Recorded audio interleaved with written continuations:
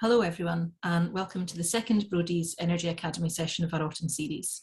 My name's Laura Petried and I'm a director in the oil and gas team at Brodie's. Today we'll be looking at the new engineering contract, or NEC, suite of contracts. Jane McMonagle is a partner in our transactional construction and engineering team.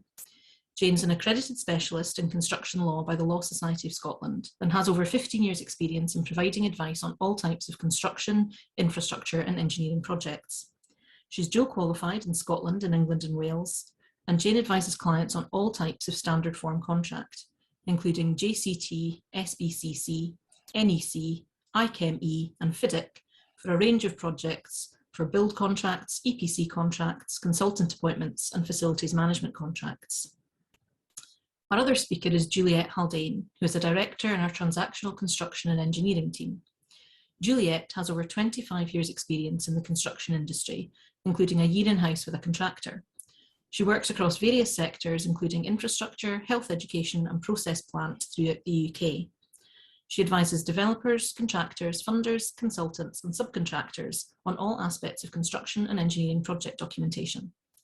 Juliet's expertise includes an in-depth understanding of standard contracts, including NEC, JCT SBCC, FIDIC and ICHEME, as well as many of the frameworks in use across the UK, such as SCAPE, HUB, CCS and Procure21. Today we're going to be discussing NEC contracts, particularly their background, contract structure, key features of NEC including early warning and compensation events, and their practical application. Over to you, Jane. Thank you, Laura. So good morning everyone and thanks for joining us today. So as Laura said, we are here to discuss the suite of NEC contracts, which I am guessing from your attendance you've either heard about or have come across in some form or another. And the term NEC stands for New Engineering Contract. And the construction team, we've been using these contracts for a number of years for a whole host of works and services. And the popularity of these contracts has increased significantly across the UK and in fact internationally in the past 10 years. The UK government advocated the use of these contracts, which led to a rise in their adoption on public sector projects, and indeed the private sector is now catching on. And to give you an idea about the increase in their popularity, I would say that around 5 years ago in our team, perhaps 20% of contracts we put in place were NEC based. Now that figure is nearer 50%. So in terms of what we will cover today, just moving on to the next slide, NEC as an emerging contract form in the oil and gas sectors, an introduction and background to NEC, the contract structure of NEC standard forms, and key features of NEC including early warning and compensation events. And we'll also finish with a high-level contrast of NEC forms with logic. Given many of you in the audience will be pretty familiar with logic contracts, we thought it'd be appropriate to highlight some of the key differences in approach between the forms. And as I've mentioned, there's a pattern emerging. So we and my team have recently advised on onshore projects for oil and gas clients using NEC forms.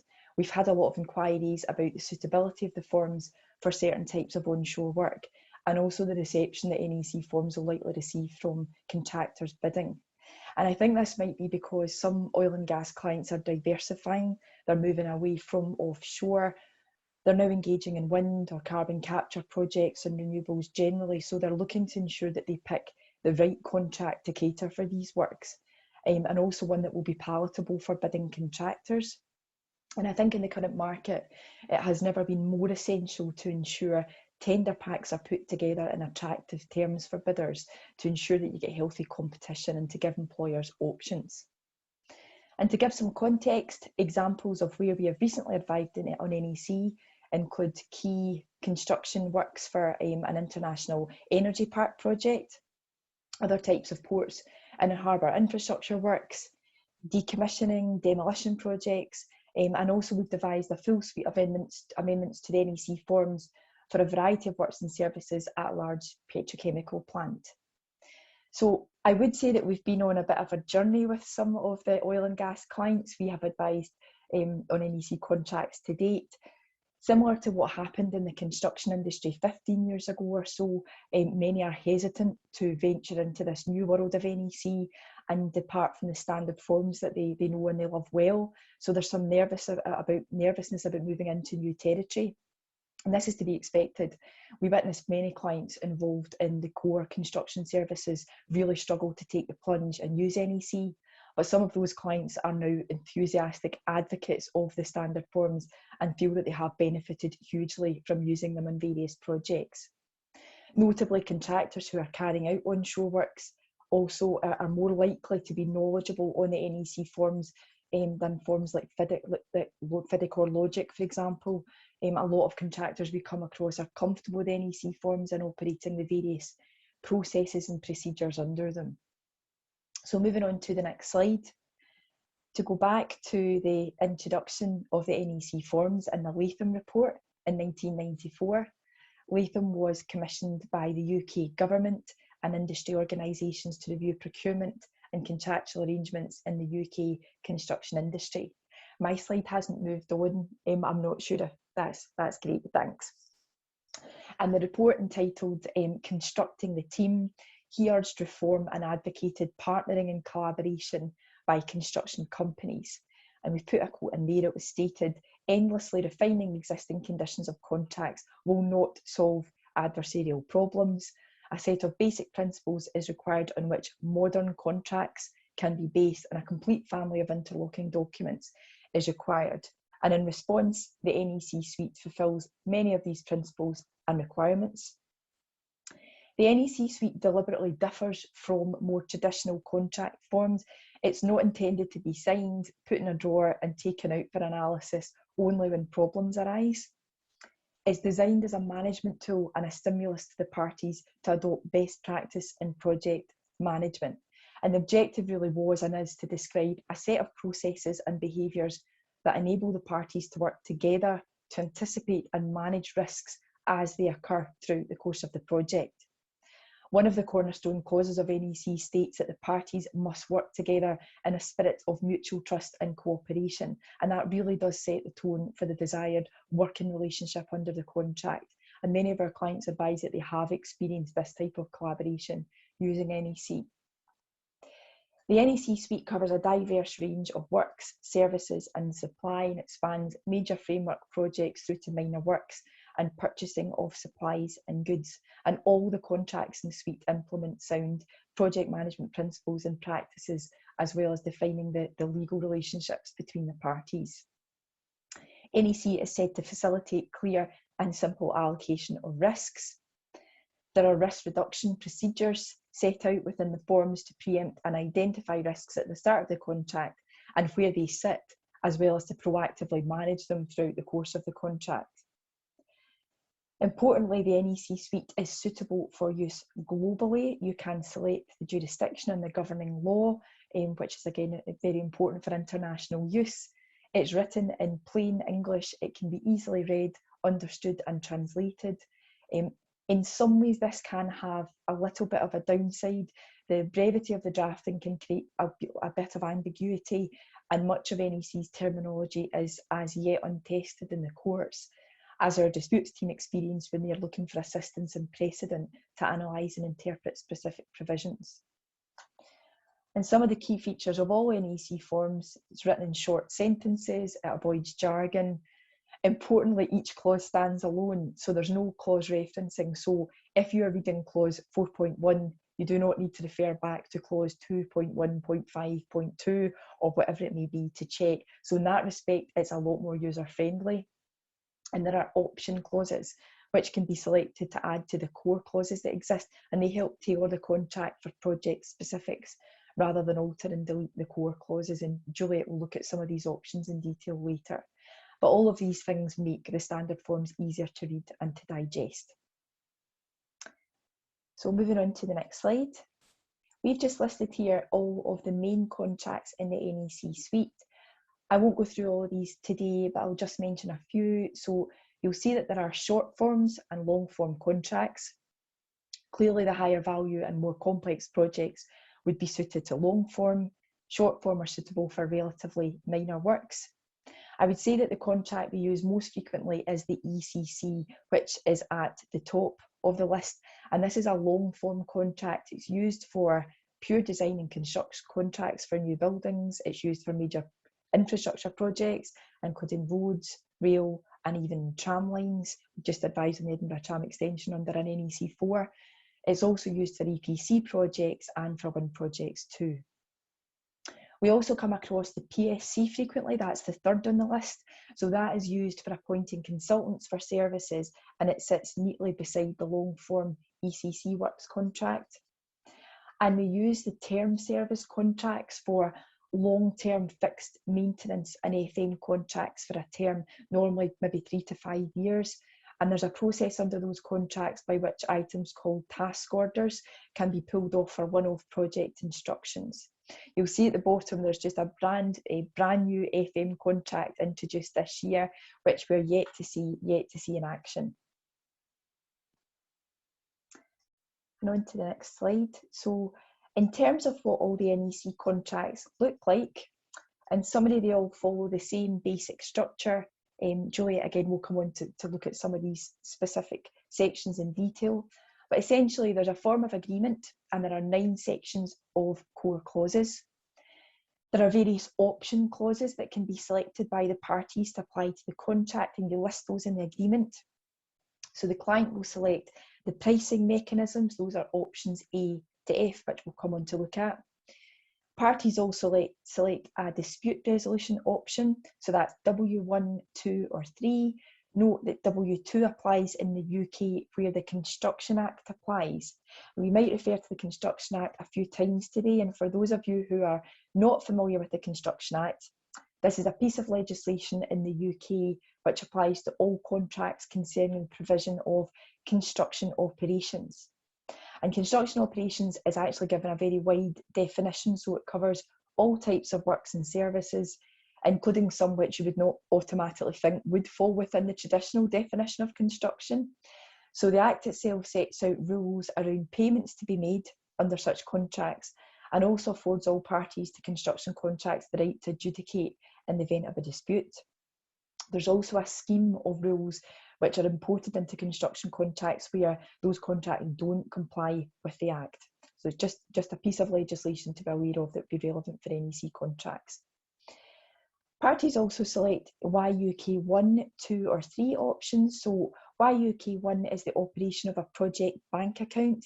That's frequently used in public sector projects and assists with cash flow throughout the supply chain. YUK 2, that's the payment clause for use when the Construction Act in the UK applies. So again, there are certain rules placed on how you pay a contractor.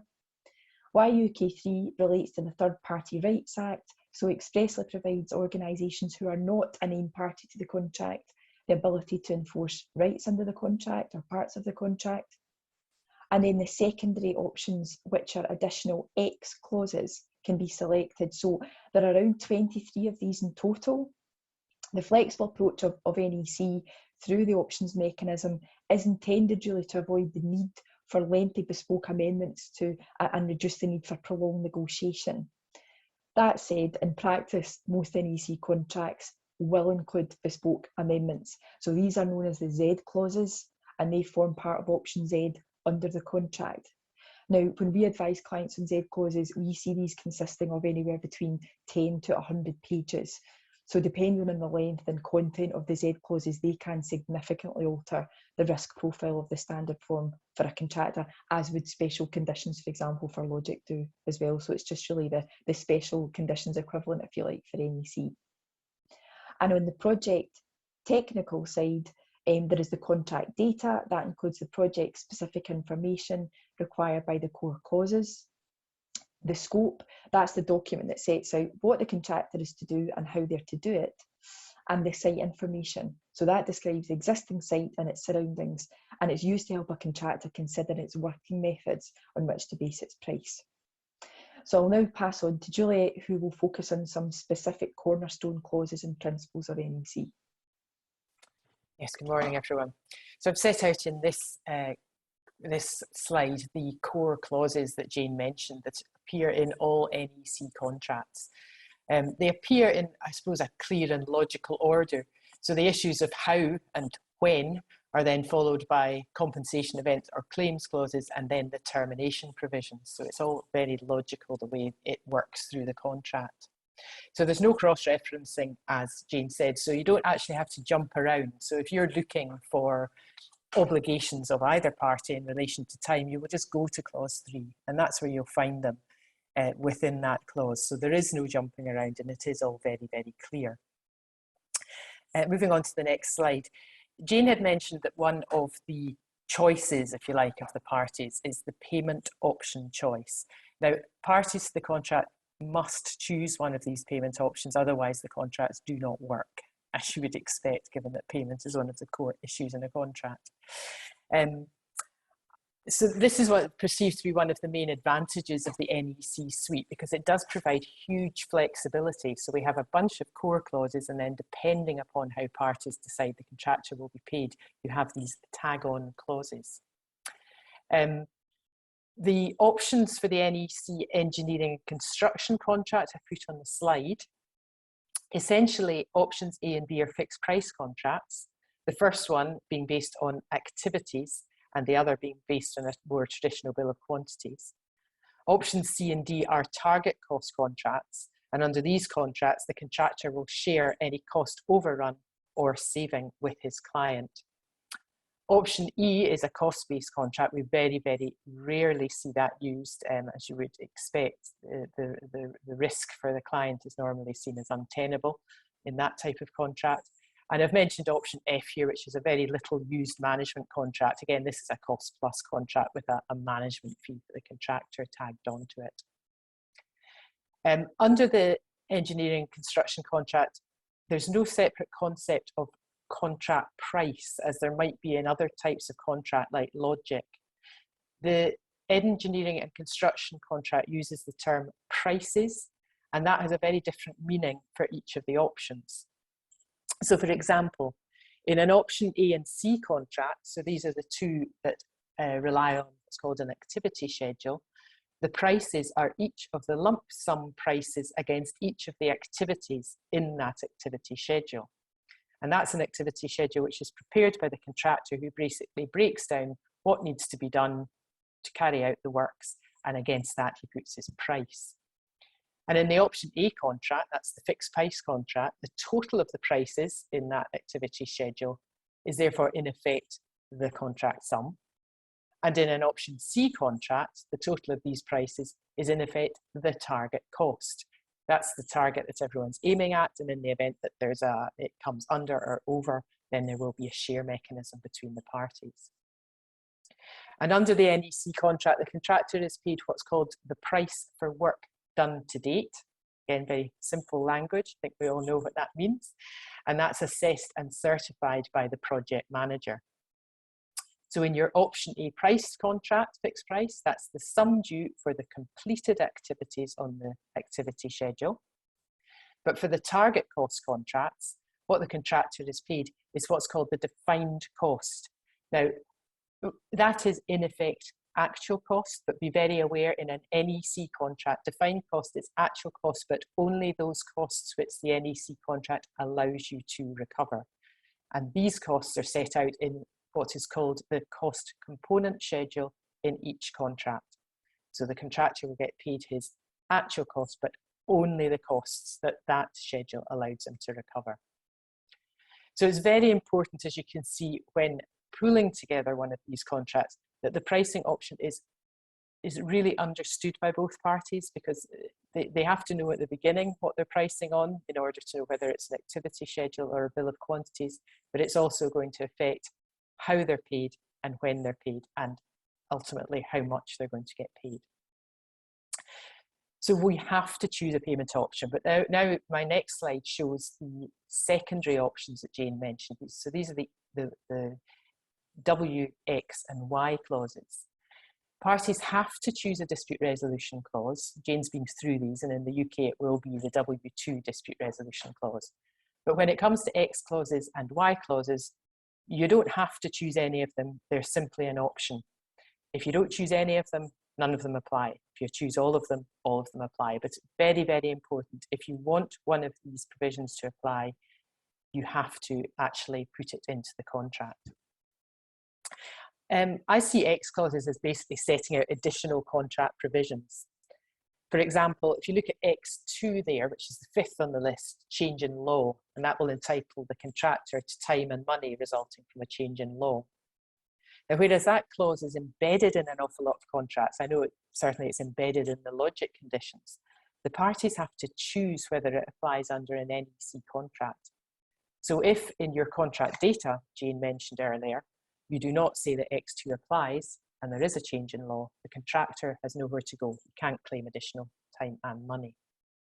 So I thought I'd look at another couple of the secondary clauses that might appear within the main body of other standard clauses, but which must be chosen for NEC. For example, X18 in the NEC clause, the limitations of liability. If you don't choose this clause, the contractor has no limit on his liability under the contract. It is not an automatic. Generally speaking, when we first started using NEC, we saw clients omitting X18, probably thinking they were being quite clever by doing that, but contractors were always going to come back and ask for limitations in their liability. So what we tend to be seeing now is that employers will put in X18, but they might amend it. So there's maybe not quite so many limitations of liability. There might just be a limitation, a total aggregate limitation, and nothing else. So one to look out for as contractor, make sure X18 is in there.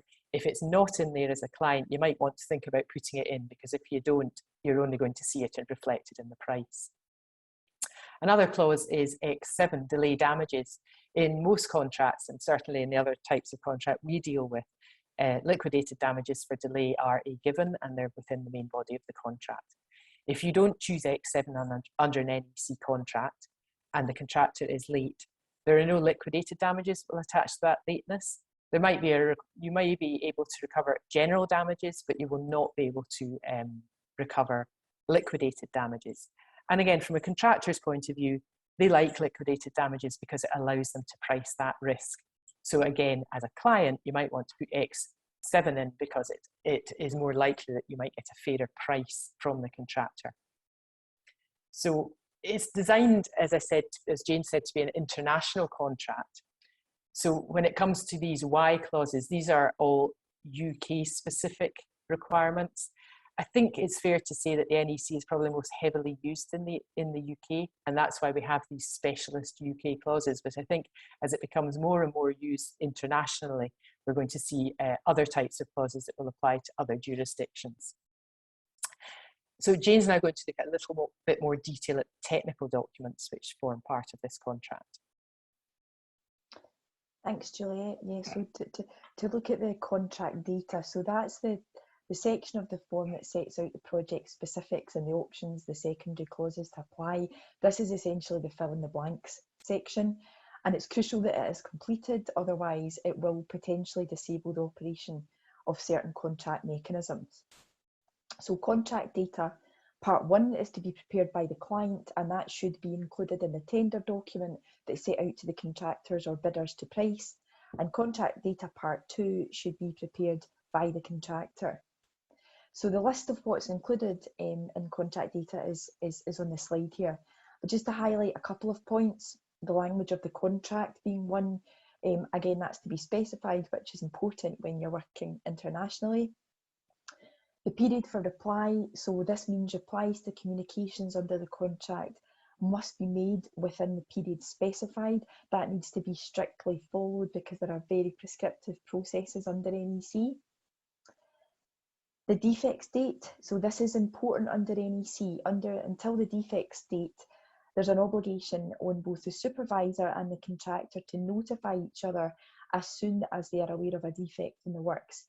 So the defects date is a duration from the completion date rather than a specific day.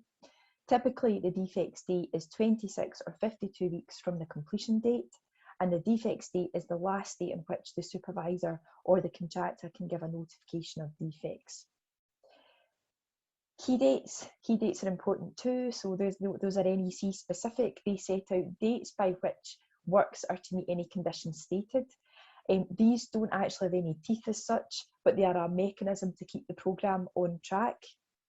An additional compensation event. So within the contract data, you can insert additional grounds that entitle contractors to additional time and money. So again, a very important part of the form for both parties.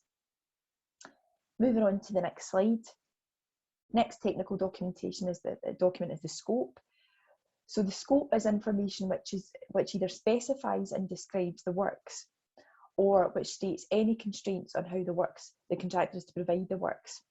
And it's either in the documents which the contract data stated is in, or an instruction given in accordance with the contract. So we've listed there what the scope should comprise of. When we're pulling together NEC documents, these are typically really chunky packages. So there may be a lot of subfolders for folders within a file, or it will be a significant amount of hard copy documentation. But it will typically contain your technical spec, your drawings, etc. Importantly, details around any preconditions to completion. So if the contractor has to deliver certain deliverables or meet certain conditions, those all need to be specified as preconditions to completion, typically within the scope. It will contain details of the design responsibility. It will set out what the contractor is responsible for in terms of design, and also design procedures such as approvals or submission procedures. Health and safety requirements and client-specific working requirements and rules. For many clients, we add in their own specific working requirements, life-saving rules, whatever those may be. Test and inspection requirements. Details of who is providing what in terms of services and equipment. Details of the activities of others within the working areas. So if there are employees of the client or contractors likely to be on site at the same time, you can specify within the scope what coordination, etc. will be required for that. Use by the employer pre-completion without taking over occurring, which can sometimes happen, and any specific programme issues. And on to the next slide. Understanding the importance of the scope. So we've just highlighted in this slide some of the relevant clauses of NEC that pull in the scope and that relate to the scope, and really just demonstrate why it is so important. From a sense check perspective, we would say, in terms of the content of the scope, make sure the language use is consistent with the contract provisions and the language of NEC, particularly if you're using standard specifications. Make sure there's a clear delineation of responsibilities. And if incorporating other documents, do so explicitly. We see a lot of clients who issue out the scope in the tender pack, and then there'll be clarifications backwards and forwards on the content of the scope from the contractor to the client. If the scope is to be amended, I would advise to just amend it and put it in as one complete updated document within the contract to be signed. Try and avoid referring to schedules of clarifications or post-tender correspondence or whatever it is, because that can just create confusion and some ambiguity between additional documents and the scope. So try and keep it streamlined and in one document when it comes to the scope. On to the next slide, administration. So the project manager or services manager or supply manager under the different standard forms really do have significant roles to play. We've set out there some of the obligations on each, and our advice really has been to clients where they've no in-house experience of using NEC previously.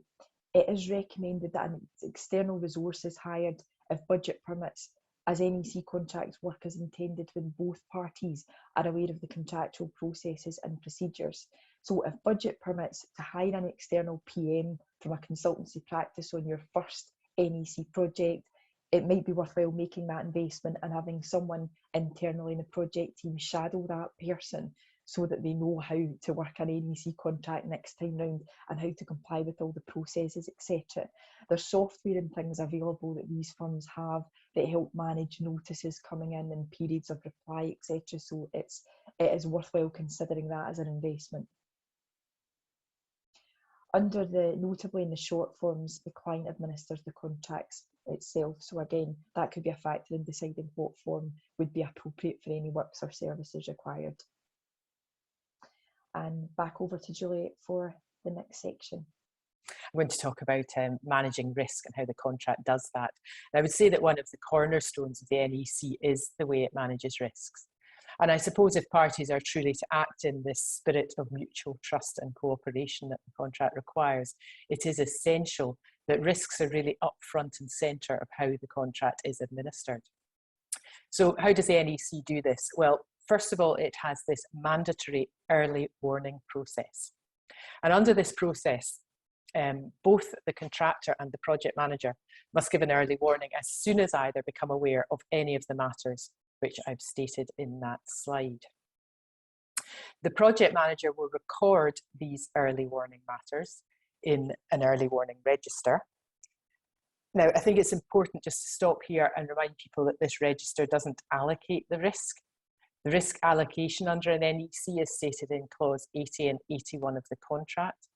What the early warning register does, it sets out the risks to the project and states what steps will be taken to mitigate and avoid them.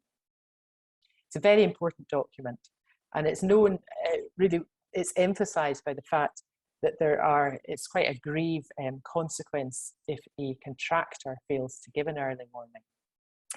Let's say, for instance, the contractor becomes aware of something that does increase his price, and he sits back and thinks, well, maybe I could take advantage of this, and I'm just not going to say anything for a while.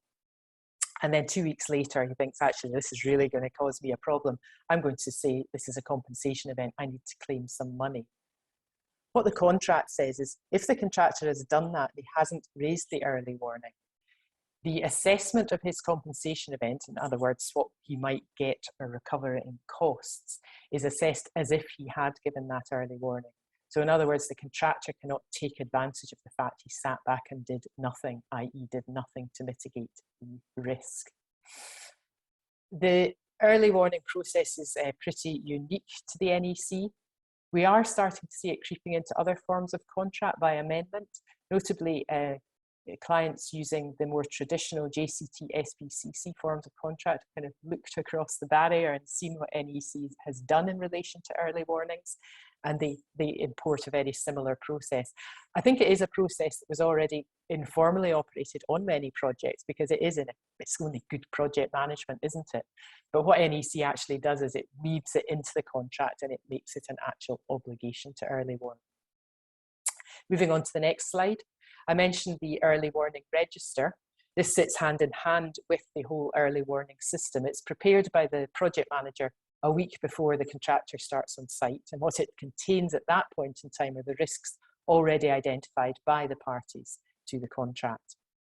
And then within 2 weeks of starting the works, the project manager will then instruct the contractor to attend an early warning meeting, and they sit and they discuss the risks that are set out in the early warning register.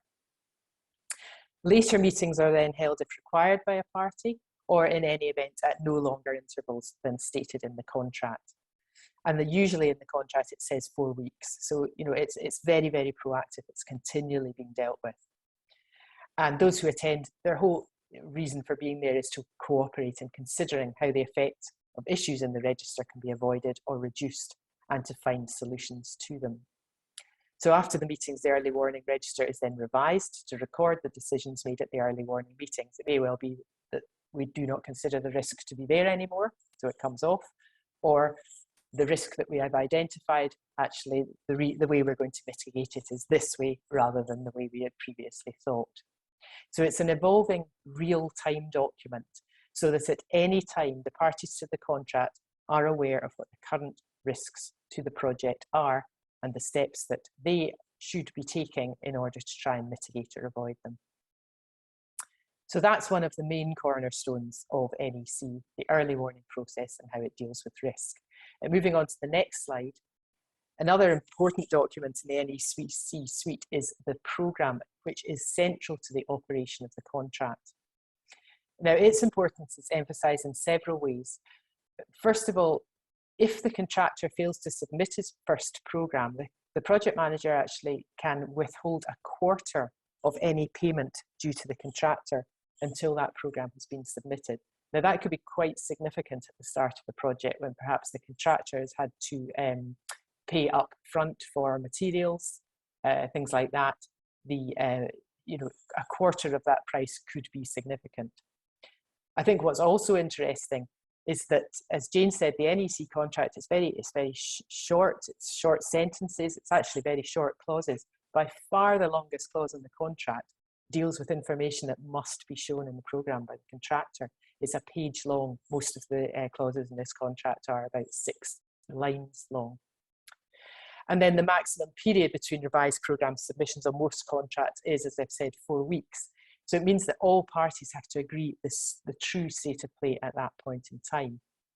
And also for compensation events, so these are the events which I'll move on to, which entitle the contractor to time and money. These are always assessed by reference to the accepted programme. So this is a programme that the project manager has accepted. He must accept programmes for it to become the accepted programme under the contract. So you'll be working under one programme, 4 weeks later the contractor issues another one, and the project manager must accept it for it to become the contract programme. And there's reasons stated in the contract where the project manager need not accept it. But what crucially the contract says is that if the project manager doesn't accept the programme for any other reason, so in other words, for a reason not stated in the contract, then that is a compensation event which entitles the contractor to time and money. And the reason for that is that it's essential for the contract's operation that the programme reflects a real-time snapshot of progress. So failures to submit, failures to accept, other than for reasons in the contract, do have consequences under the NEC. So a very, very important document, and both parties have to be aware of exactly where it's sitting and what the accepted programme is at any point in time. So moving on to the next slide, and this is dealing with compensation events. Now, compensation events in NEC cover all contractor claims for additional time and money under the contract. So unlike in other contracts, the entitlement is stated in simply one section of the contract. I know that in other contracts, I'm thinking of JCT or Logic, the entitlements are contained in several clauses and perhaps with a bit of cross-referencing, but they're in the one place under an NEC contract. So I've set out here what a compensation event is. It's an event which doesn't arise from the fault of the contractor, entitles the contractor to be compensated, and the events are all listed in clause 60.1 of the contract, but also in some of the secondary options. I mentioned previously X2 is one of the secondary options, the change in law. If that is chosen, and there is a change in law, that is a compensation event that entitles the contractor to time and money. Under the contract, as you would expect, this is all to deal with management of risk, and it is a project management contract. Compensation events must be notified. They're notified by the project manager if he is the person that, say, has given an instruction changing the scope. He at the same time would say, this is a compensation event. I have changed the scope of the contract. However, for other types of compensation event, these must be notified by the contractor, and it has to be notified within 8 weeks of the event which has happened or which is expected to happen, if the contractor believes it's a compensation event. The provision effectively operates as a time bar in respect of financial and time consequences of a breach of contract by the client. So if the contractor fails to notify within the 8 weeks, the claim is time barred, and the courts have interpreted that way. I am aware that under Logic, if the contractor fails to submit a request for a variation in accordance with the contract, it's up to the company at its sole discretion to decide if the claim is forfeited. But under NEC, there is simply no entitlement if the event is not notified in time. This is one of the clauses that we see quite often changed by clients under contracts, and they often seek to reduce that 8 weeks to 4 weeks. The justification being, you know, if it's that important that it's going to have cost and time implications, you should tell us about it earlier. But as a contractor, I would say that is something to be very, very, very aware of. We have a real situation with one of our projects where our client, who was the contractor under the contract, did reduce the notification period to 4 weeks. Those negotiating the contract for the contractor accepted that, but they failed to tell those operating the contract on the ground that that had happened. The contractor has been busily submitting compensation event claims or notifying compensation events, but he's been doing it out of time, been doing it assuming that the 8 weeks applied, but it didn't. So their claims are time barred. So just to be very, very aware of the way that that operates under the NEC. So moving on to the next slide. So after a compensation event has been notified and accepted by the project manager as a compensation event, the contractor then is required to submit quotations. So and quotation, I should say, when we think of quotations, we usually think about money, but the quotation also has to deal with the time element of the contractor's claim as well. And the project manager must reply within 2 weeks of receiving that quotation, either asking for a revised one, accepting it, saying that he's actually decided not to, for instance, instruct a change to the scope, or saying, actually, do you know what, I'm going to assess that compensation event. And I'll move on to that in just a little minute. So if the project manager fails to respond to that quotation within the 2 weeks, the contractor has a right to remind him he's forgotten. And if within 2 weeks, no reply to the reminder is then given by the project manager, that reminder that was sent is treated as acceptance of the quotation by the project manager. So this underlines the importance of the project manager being knowledgeable about the contract and its mechanisms, but also the desire of the NEC drafters to deal with issues as they arise, rather than to allow them to fester until the end of the project. So Jane mentioned the importance of the project manager understanding the contract. This is one of the reasons for it. If a project manager fails to respond to a quotation, he's effectively tying his client into accepting a quotation that a contractor has submitted, even if it may be wildly wrong. I've provided some detail on the slide how the contractor and project manager assess the effect of compensation events on the price and the dates. I would say just to be aware that the assessment does differ from other forms of contract. It relies for changes to the dates on the accepted programme, as I've mentioned earlier, and also the effect that it has on the date that the contractor plans to finish the works, i.e. not the actual completion date. And for changes to the prices, heads of recovery are by reference to the cost component schedule, as I mentioned previously. So it's a right to recover the actual cost, but actually it's actual cost as defined by the contract. Moving on to the next slide. I mentioned earlier that the project manager, when receiving a quotation, can say that he wants to assess the compensation event. What I've set out here is 4 circumstances when the project manager can do that. Notably, no quotation received, they haven't assessed it properly, no programme with the quote, or there was no accepted programme, again emphasising the importance of the programme. Project manager must assess the compensation event within 3 weeks in that situation, and again, if he fails to do that, contractor can remind him. If there's no response, then the contractor's reminder is again deemed acceptance of the original contractor's quotation. So it emphasises the importance of a full understanding of the contract and this process of moving on. When we were initially dealing with NECs, we saw a lot of clients removing these clauses, which seemed like a good idea because it had a terrible effect potentially for the client. But actually, if you think about it, if you remove this clause, this leaves both parties in an absolute limbo, leaves them in almost the limbo of a traditional contract, because they've submitted their compensation event, no one's answered it, and it just sits there because the rest of the mechanism under the contract depends upon that compensation event having been notified or that quotation having been accepted. So it very much emphasises the way that NEC works. It wants people to deal with things as they happen and not leave it right till the end. Moving on to the next slide. So I suppose my key takeaways on compensation events: look out for the time limits. The contractor can lose all rights to his claim, but similarly, the client can be tied into accepting something which you might not want to accept. So these are the deeming provisions that I mentioned, the project manager input.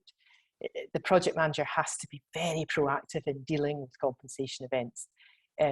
We often say that in large contracts, the project manager should actually employ someone to deal solely with compensation events. That's their job, because on these, I suppose, notification of issues and risks, it's very much encouraged by NEC.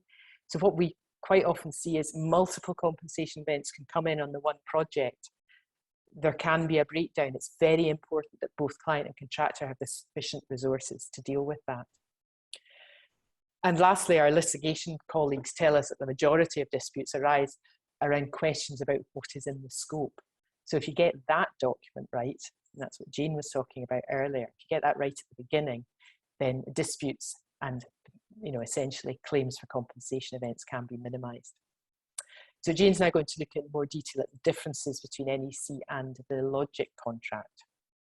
Thanks, Juliet. So we thought it would be helpful to finish off really with a summary of the key differences, and we've set them out here in table format. In terms of first, market awareness for NEC is very well known and understood in construction, FM and professional services market. We have been using it for years on pure construction projects, as I'd said at the start.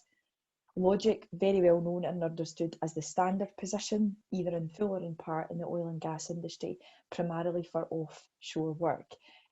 So this is why, many clients are very comfortable with Logic. There's probably a hesitance or an anxiety about moving to NEC for onshore work. But again, we did see many construction clients overcome this and use the forms very successfully. In terms of administration, there's a project manager who we've mentioned many times in this session, appointed by the employer but is under obligations to act very proactively and collaboratively. In Logic, there's a representative who represents the company and administers the contract on the company's behalf. So it's flatter, doesn't have so much of the fluffy wording around collaboration, etc. Indemnities, this is probably a significant difference. So the NEC client indemnifies the contractor against client liabilities. So those client liabilities are specifically listed in the NEC4 contract, but as you can imagine, they tend to be very restricted because the client will start out offering essentially, they'll take as little liability as they need to for certain points. And the contractor indemnifies the client against contractor liabilities, and they will tend to be defined as essentially anything that's not a client liability. Logic is different. Of course, there are mutual indemnities, so the concept of mutual indemnities doesn't exist in NEC. The contractor indemnifies the company against death or injury of the contractor personnel, including whether responsible, and loss or damage to contractor property unless due to negligence and consequential losses of the contractor relating to performance. And then you've got the reciprocal indemnity, so that is quite a significantly different position under Logic to NEC. On to the next slide, in terms of how the forms deal with delay. So under NEC, delay to the completion date is assessed as the length of time that, due to the delay event plan completion, is later than the plan completion shown in the accepted programme. If works are delayed beyond the completion date due to contractor delay, the client can recover damages, or if X7 is selected, again, that's one of the options that you can tick and use, liquidated delay damages will apply.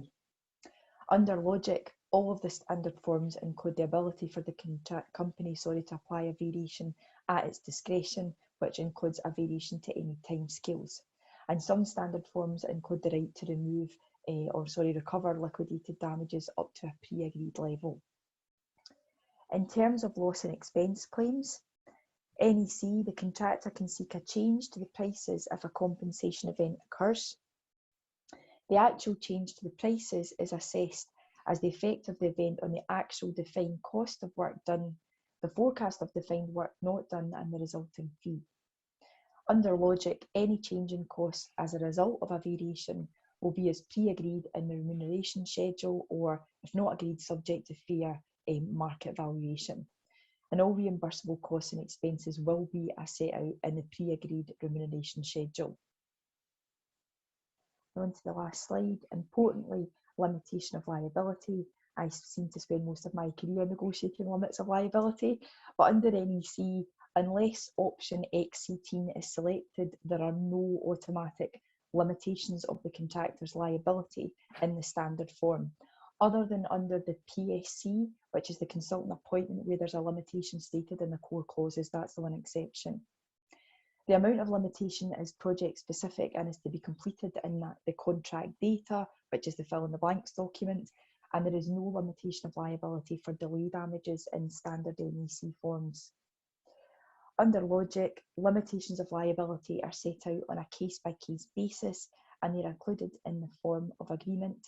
Some of the standard forms provide for separate limits to apply, firstly to the period before completion of the works and handover of the permanent works, and a second limit to apply after the works have been completed or permanent works handed over.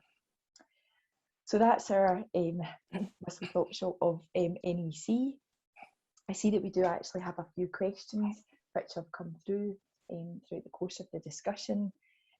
First one, quite a general question. So Juliet, get your view on this. As lawyers, what do we think about NEC? Do we like it? Do we think it works well? I'll let you take that one first. I'm one of the few lawyers that actually is a fan of NEC, I would say. Why do I like it? I like it because if it's worked, if you use it properly, and if you don't do what Jane said at the beginning, so don't put it in a drawer and forget about it. And if you use it as part of your whole project management tool for actually getting this project from point A to completion, it works, because it's really the things I covered. Parties are aware of the risks. If the risks arise, parties talk about it collaboratively. They try and work out how to deal with it. And if it comes to the point it actually becomes a compensation event, it's dealt with there and then. I mean, we've all dealt, I'm sure all of us on this call have dealt with disputes which arise after the nice shiny product has been produced, it's completed, and then years down the line parties are still fighting about it. The NEC doesn't do that. It requires that things are dealt with there and then. And obviously I'm not going to generalize, but I've dealt with NEC on a lot of large projects, and the feedback that we've had from clients and the other professionals working on the projects are that it does encourage it to come in on time and on budget. Now, they don't come in on time and on budget, obviously, but they come in much more, something much more like time and budget than perhaps the party's experience has been under a more traditional form of contract. So pros and cons, because if you're not familiar with it, it's difficult. It can be difficult to run, but as soon as you become familiar with it, I think you can sort of glean all the advantages that it offers. Fully agree with that, Juliet. Absolutely. I'm a bit of a convert, I have to say. I was sceptical at the start, but again, the more you use it in practice, the more you do see the benefits. Yeah. Another question that's come in, actually, and I can tackle this one, is around compensation events. And how do we see the list of compensation events compare to equivalents in other standard forms, and do we see them amended very often? And the answer to that is probably, I'm seeing them now amended more than ever before because of COVID and what has happened in the past year and a half or so. So I would say generally the compensation events list in NEC is more generous than in other standard forms. And part of the reason I would say that is that there is a very generic prevention ground, which is essentially any event that a contractor couldn't have reasonably foreseen at the start of commencing the work. It's very open. So it's not even force majeure, it's more open than that. And throughout the past year and a half, we've seen a lot of contractors benefit from using that compensation event for additional time and money, because COVID essentially did fall within that, certainly for contracts that had been signed prior to last March. So we have, because of a lot of clients have had to essentially maybe pay out more or allow contractors time as a result of COVID shutdown and delay. They're a bit more alive to the compensation events and the effect they can actually have on the programme and the overall cost. So I would say that I'm seeing quite a lot of Z clauses taking out a number of the compensation events in NEC, with clients turning their focus to those more because essentially of the uncertainty that can bring. And certainly that prevention ground is one that I'm seeing being removed very frequently. Juliet, I don't know if you've got any other views on the compensation events. Yes, I think the prevention ground we do see, if not removed, quite often clients will change it so that it only entitles the contractor to time only. I think you will know from most other contracts that where a force majeure arises, it tends to just give time rather than anything else. So we do see clients trying to bring the NEC more into line there. There's also the weather. The weather clause in NEC, under a lot of contracts, there's adverse weather, although I'm not sure in logic whether you would get any time and money for weather given the circumstances when you're working in. But on the onshore contracts, quite often they allow for weather, but under the NEC, that's a sort of very strict clause because it has to be a once in a every 10-year event in order to actually ever claim it. So we used to see people, clients hurriedly removing that adverse weather clause, but now people tend to just leave it because when you're working in Scotland, it's very unlikely you're ever going to come across a 1 in 10 weather event. There is another question here about the early warning register. Are these essentially notification of potential change? And just quickly dealing with that, so that it's, yes, in essence, it's anything that's going to affect the project, be that the price is going up, or it not going to finish on time, or importantly, it's going to impair performance, because all of these things are going to affect the project, aren't they? So it's really anything that could potentially change that is going to impact upon finishing, pricing, and or actually carrying out the contract works themselves. And one last question that I'll just take is around, do we find when bidders submit their proposals, they qualify the Z clauses? It's often done in logic contracts, qualifying the special conditions. Absolutely, we see that all the time. We're very often drafted in to help analyse bidder comments and essentially rank them in terms of risk. I suppose that's why it's very important, and clients we've been speaking to recently, the sector, about making sure that when a tender pack goes out, you have the Z clauses there, because you want to make sure when you compare the bids, it is apples with apples. So essentially the risk profile that you may have altered under the standard form has been taken account of and has been priced for. So yeah, absolutely, we do see bidders, most bidders will qualify the Z clauses, but it's a case of analysing exactly what they are qualifying and the impact that has in the overall bid and hidden cost, etc. But that is par for the course, I would say, with NEC Z clauses. So I think that's probably us up with time now, Laura, on the Q&A. But we're here. Please, offline, feel free to email us and ask us any questions, and we will be circulating the slides, etc. after today. Thank you, Jane and Juliet. So that brings today's session to a close, with our thanks to both of our speakers, and thanks also to all of you for joining us today, and we hope that you found the webinar useful. Keep an eye out on our website, brodies.com, for details of our next Energy Academy series and our other events. Please do provide feedback in the survey that will pop up when you leave the session. So thanks again, and goodbye for now.